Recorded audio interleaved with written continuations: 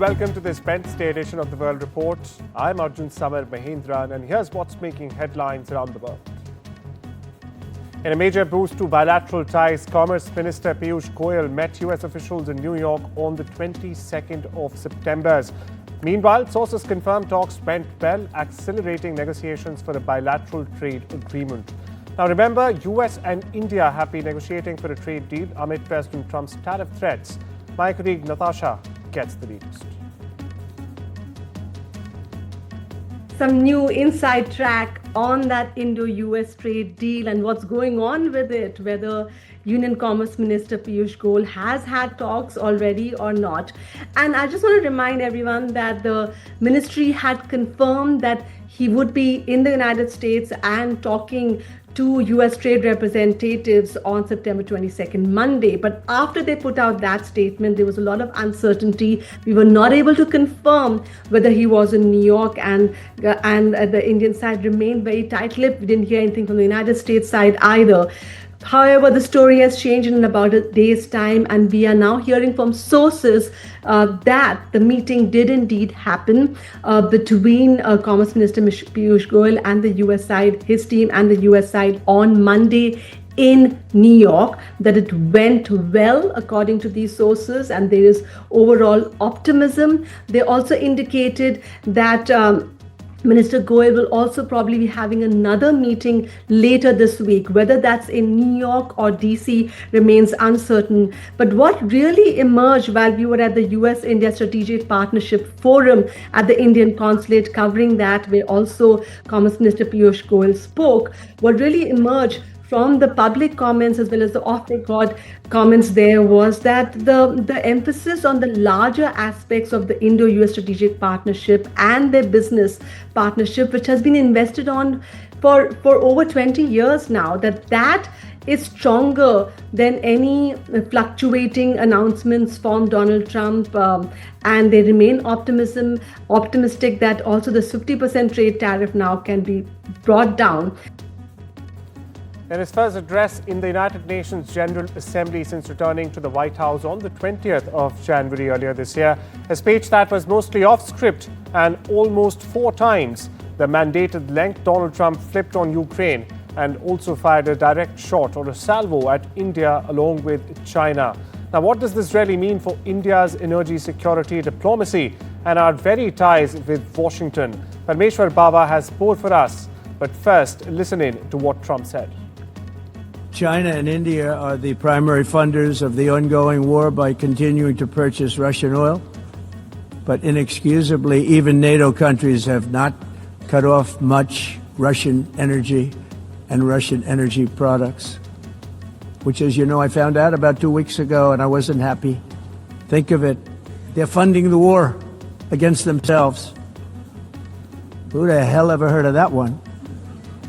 In the event that Russia is not ready to make a deal to end the war, then the United States is fully prepared to impose a very strong round of powerful tariffs, which would stop the bloodshed, I believe, very quickly. Well, Donald Trump, chaos, contradiction, and controversy all packed into one day at the United Nations. On one hand, the US president stunned world leaders by suddenly hardening his stance on Russia, saying NATO should even shoot down intruding Russian jets, and that Ukraine should reclaim all of its lost land, which, by the way, is a remarkable 180 from just last month, when he shared warm optics with Vladimir Putin in Alaska. But then came the sting for India. In the same breath, Donald Trump accused both India and China of being the primary funders of the Ukraine war because we continue to buy Russian oil. Now, India has always defended those purchases as a matter of energy security, pointing out that Europe itself remains heavily dependent on Moscow's energy. Yet, the US president didn't spare NATO either. He called them hypocrites for buying Russian fuel while claiming to isolate Putin. Oh, and that's not all. He even repeated his long disputed claim that he played mediator between India and Pakistan. For the record, New Delhi has publicly and repeatedly rejected that narrative. So then, what is really going on here? Is Trump signaling a genuine policy shift or just parroting the leaders he last met, like Zelensky and Macron? And closer home, should India actually brace for economic penalties like the threatened to have 25% US tariffs on Russian oil imports if Washington pushes harder? Well, at this point, just think about the irony. A US president calling India a war funder while American allies themselves keep buying Russian energy. Think also of the stakes, because Trump's words, however erratic, can ripple through NATO, through Europe, and yes, New Delhi as well. Well, US President Donald Trump said Tuesday that Ukraine can win back all territory lost to Russia. It's a dramatic shift from the US leader's call on Kyiv to make concessions to end the war just a few months earlier. Now, Trump offered his position in a social media posting soon after meeting with Ukrainian President Volodymyr Zelensky on the sidelines of the United Nations General Assembly, which is currently underway. Trump in part wrote, "I think Ukraine, with the support of the European Union, is in a position to fight and win all of Ukraine back in its original form. With time, patience, and the financial support of Europe, and in particular NATO, the original borders from where this war started is very much an option." Here's Trump for you, followed by my colleague Natasha Israni decoding the US President's speech. What progress do you think has been made on ending Russia's war against Ukraine since the last time you saw President Zelensky? Well, the biggest progress is that the Russian economy is terrible right now. It's, as you know, it's crashing. And that, frankly, Ukraine is doing a very good job of stopping this very large army. It's pretty amazing. You know, this is a war that should have ended in 3 days, 4 days. People said it was going to be very quick, and you got to hand it to the Ukrainian soldiers and everybody involved. It's still going on, and that's not a good thing for Russia. This was supposed to be quick, and it looks like it's not going to end for a long time. Yes, a sudden and striking rhetorical shift by President Donald Trump when it comes to Russia and Ukraine. Remember, earlier, the president had said that he thought Ukraine would have to cede some of its territory to Russia in order to make this peace deal. He said that around the time that he hosted Vladimir Putin, the Russian president, in Alaska in August, where he really laid out the red carpet for Putin, who he had earlier called a friend. That seemed to have produced nothing really, because soon after those talks, Russia was back striking Ukraine, something that Donald Trump is clearly not happy about. He had boasted earlier of being able to end wars quickly, even as he was campaigning for the presidency. That didn't happen when it came to Russia and Ukraine. He was not able to leverage this relationship that he said he had with Putin. So now we're seeing a change where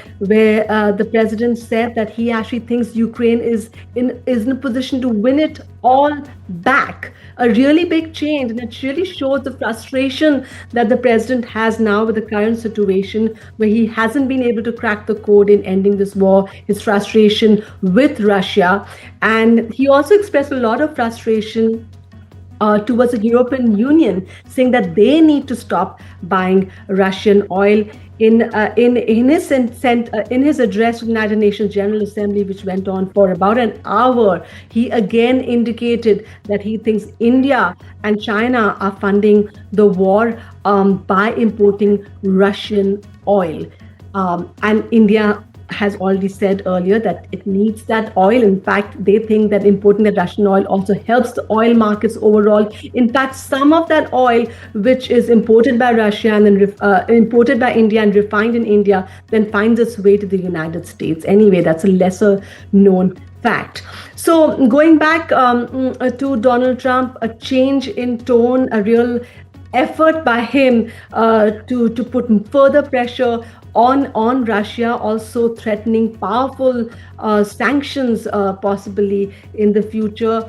How this really impacts the Russian side remains to be seen, but for now, definitely a very probably pleased Ukrainian President Zelensky, who met with Donald Trump here in New York the same day as Trump's address in New York on the sidelines of the United Nations General Assembly. And in what's going viral, US President Donald Trump appeared to laugh it off Tuesday when an escalator and a teleprompter both malfunctioned during his UN visit.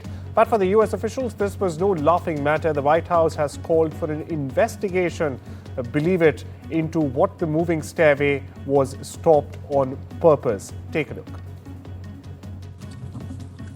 And I don't mind making the speech without a teleprompter because the teleprompter is not working.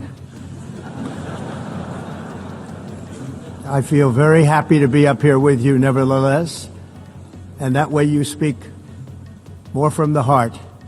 I can only say that whoever's operating this teleprompter is in big trouble. We stay with the U.S., where Pakistan Prime Minister Shehbaz Sharif met U.S. President Donald Trump on Wednesday.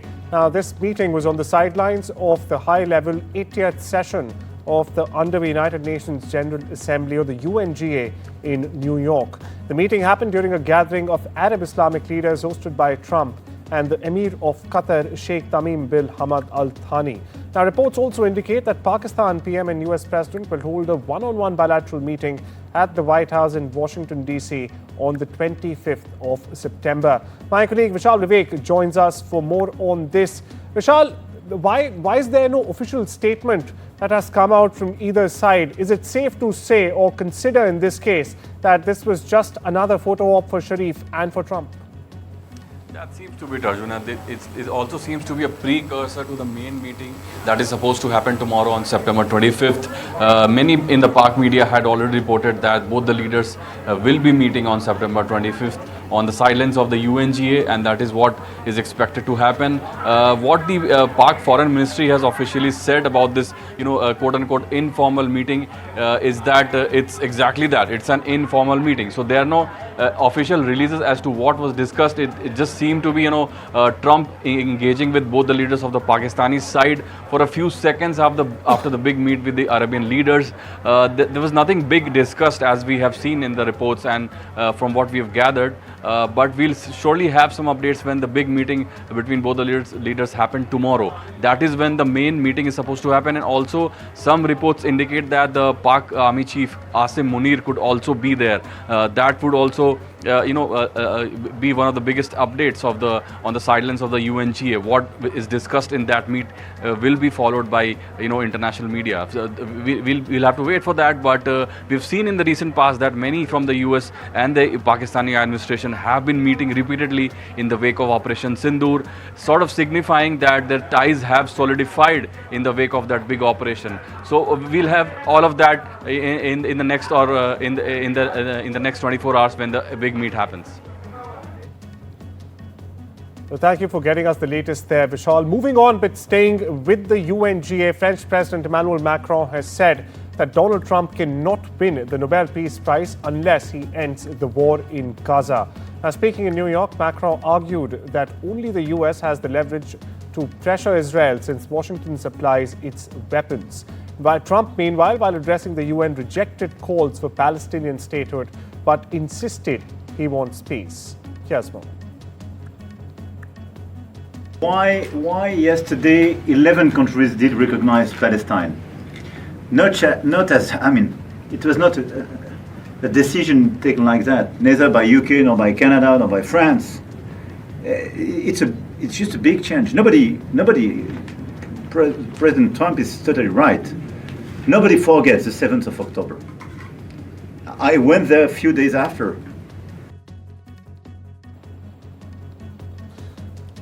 Well, after announcing a new 100,000 H-1B visa dollar fees, the Trump administration has now proposed overhauling the visa's lottery selection process to prioritize higher paid and higher skilled foreign employees. We get you more.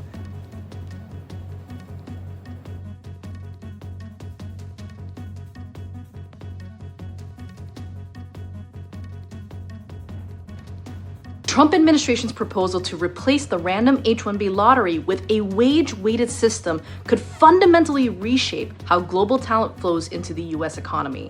In effect, an engineer offered $150,000 at Meta might now have multiple lottery entries, while a junior developer at a startup earning $70,000 might only get one. This tilts the system towards established companies that can pay at the top of the market and away from emerging firms that rely on younger talent. Over time, the rule doesn't just influence who secures a visa. It could accelerate a shift towards a more senior, higher paid tech workforce and redefine how America competes globally. Stay with the US, where Jimmy Kimmel returned to the late-night television on Tuesday, nearly breaking down as he addressed his controversy that led to the suspension to begin with. Fighting back tears, Kimmel insisted he never intended to make light of Charlie Kirk's murder. He also added that he was not blaming any group, but acknowledged his remarks may have felt ill-timed or unclear. Now, Kimmel's emotional statement comes as his show resumes amid a heated debate over free speech in America. Meanwhile, here's what Kimmel said. I've been hearing a lot about what I need to say and do tonight, and the truth is, I don't think what I have to say is going to make much of a difference. If you like me, you like me. If you don't, you don't. I have no illusions about changing anyone's mind. But I do want to make something clear because it's important to me as a human, and that is, you understand that it was never my intention to make light of the murder of a young man. I don't think there's anything funny about it. I posted a message on Instagram on the day he was killed, sending love to his family and asking for compassion, and I meant it. I still do. Nor was it my intention to blame any specific group for the actions of what it was obviously a deeply disturbed individual. That was really the opposite of the point I was trying to make, but I understand that to some that felt either ill-timed or unclear, or maybe both. And for those who think I did point a finger, I get why you're upset. If the situation was reversed, there's a good chance I'd have felt the same way. I have many friends and family members on the other side who I love and remain close to, even though we don't agree on politics at all. I don't think the murderer who shot Charlie Kirk represents anyone. This was a sick person who believed violence was a solution, and it isn't. Ever. And also, selfishly, I am a person who gets a lot of threats. I get many ugly and scary threats against my life, my wife, my kids, my coworkers because of what I choose to say. And I know those threats don't come from the kind of people on the right who I know and love. So that's what I wanted to say on that subject. We shift our focus eastwards now, where at least 14 people were killed when a decades-old lake barrier burst in Taiwan. A government official said Wednesday. Now, this after Super Typhoon Ragasa pounded the island with torrential rainfall. Ragasa lashed the northern Philippines and Taiwan on Monday with heavy rain and strong winds, forcing thousands to evacuate altogether. Now, the barrier lake in eastern Hualien County burst Tuesday, washing away a bridge and also sweeping into a town.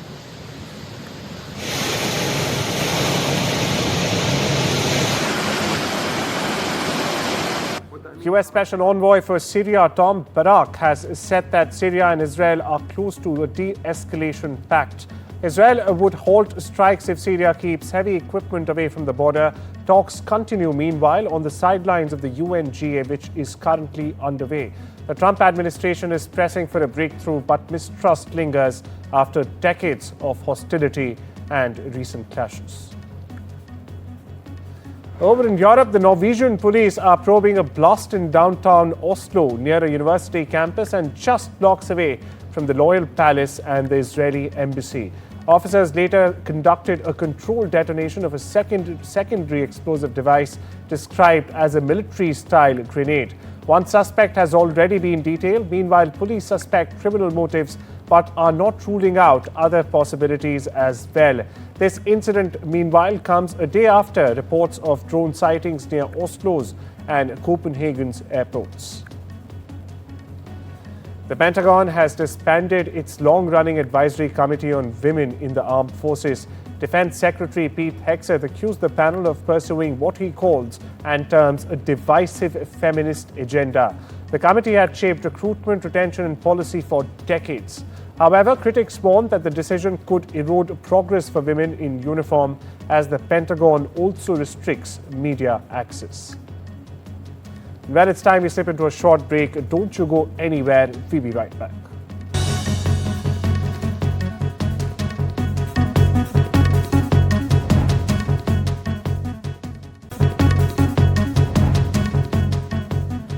Welcome back. You're watching the Wednesday edition of the World Report. On to updates from the world of business and technology, where Canadian privacy officials have said that TikTok collected sensitive data from hundreds of thousands of children despite claiming its platform is not for under 13 users.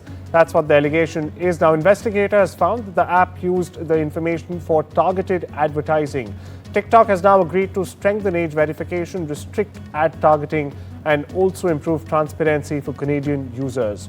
Ottawa, meanwhile, joins governments worldwide scrutinizing the Chinese-owned app over data security and also child safety. Alibaba has unveiled its largest artificial intelligence model yet, the Qwen 3 Max, boasting over 1 trillion parameters. Now announced at the company's annual Apsara conference, the model is optimized for coding and autonomous agent complications. CTO Zhao Jingyan, meanwhile, said that the launch signals the company's determination to push China deeper into the AI race, challenging rivals like the US and even beyond.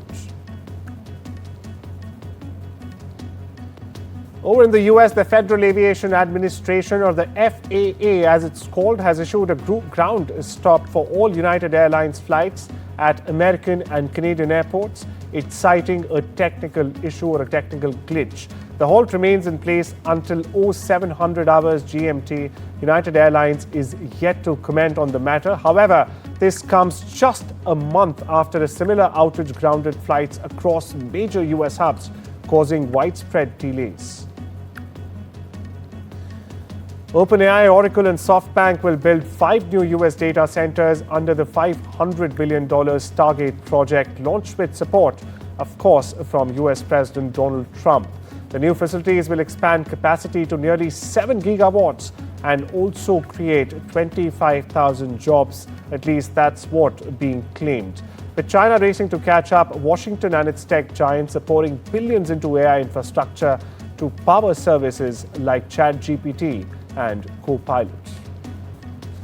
Meanwhile, Meta's Llama AI system will now be made available to US allies in Europe and even in Asia, just a day after Washington cleared it for government use. France, Germany, Italy, Japan, South Korea, NATO, and the EU, or the European Union, are among those gaining the access.